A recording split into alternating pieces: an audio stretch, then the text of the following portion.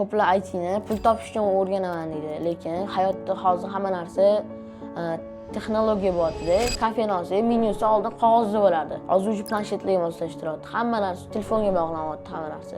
Hozirda ikkita restoran menyu qildim, bitta magazin shop, onlayn magazin, bitta proyektim bor edi, 1,5 soatlik. Uni 2 kunda bitkazganman.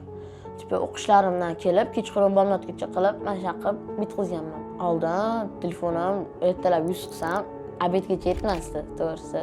Lekin hozir bugun bir marta 100 zaraka qilsam, kechqurun ortib ham qo'yadi-da. Telefon kam o'ynayman og'rib. Chunki vaqt bo'lmayapti.